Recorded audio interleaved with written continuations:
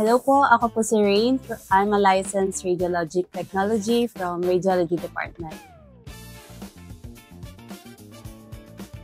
Okay, sa radiology po kasi marami kaming modalities. We have X-ray, CT scan, ultrasound, and 2D Echo. Dito yan. Dito po. Okay. Kasi po, ang mga RadTech, ang tawag po sa atin, ika nga, eye of the medicine.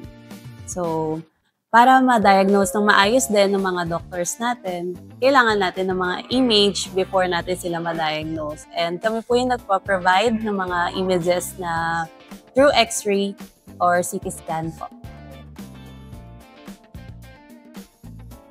Madalas po yung sir, chest x-ray. Pagdating pa lang ng patient sa emergency, automatic, madalas x-ray, chest x-ray na agad ang nire-request ng doctor. Even mga outpatients po. Meron po tayong ultrasound machine, x-ray machine, 2D echo machine, and CT scan machine.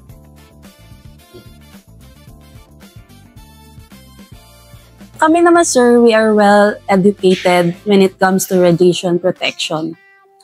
Bukod sa pinoprotektahan namin yung sarili namin, pinoprotektahan din namin yung pasyente. Meron kami mga sinusunod na radiation protocol sa department namin. Meron kami mga equipments na ginagamit para hindi ma-expose buong katawan nila during the procedure. Bukod po sa pagbibigay namin ng mga quality imaging na resulta, nakipag-coordinate po kami with our radiologists and doctors. Sila po kasi ang nagbibigay ng official result. So, hindi rin sila makapagbigay ng official result if hindi maganda rin yung image na produce namin. So, everyday, make sure namin na quality yung image na ipapasa namin sa doctors. For example, sir, sa X-ray, may ginagamit tayong factors. Nagtitimpla tayo doon ng different factors para ma-achieve natin yung quality image. Minsan, kasi depende rin sa body habitus ng patient.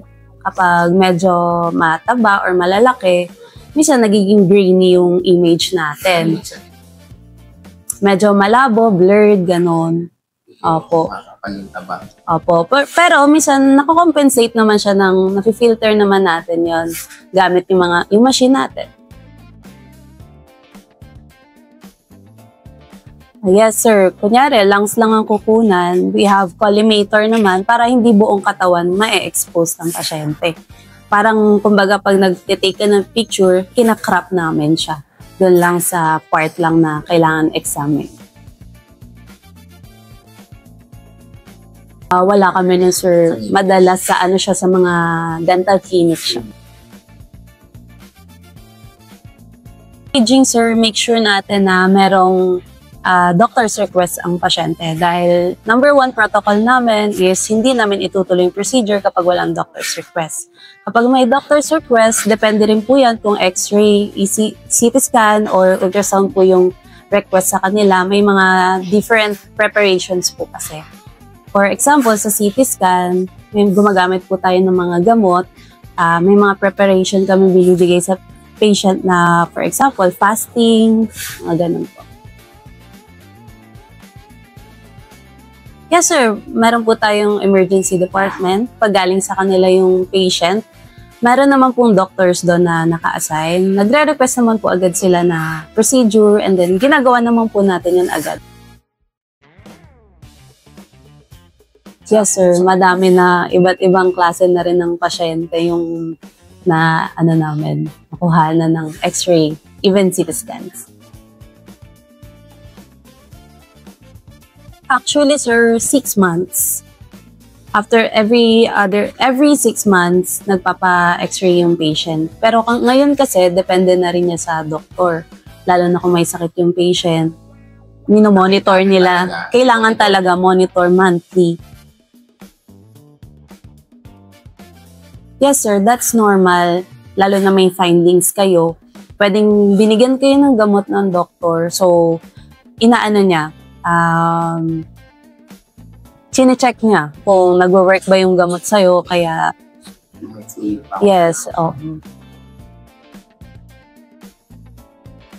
Depende po kasi yan eh. Meron, let's say sa x-ray po kasi wala naman masyadong kailangan gawin after ng x-ray.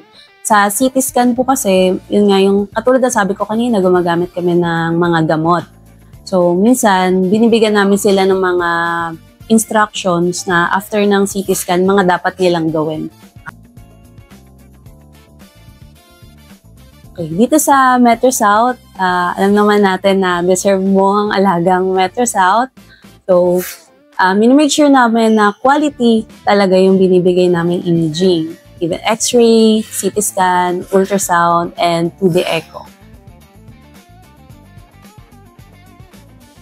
Yes, sir. Kasi po, ang X-ray po may radiation. Ang ultrasound po, wala po siyang radiation. Gumagamit po tayo ng sound waves sa ultrasound.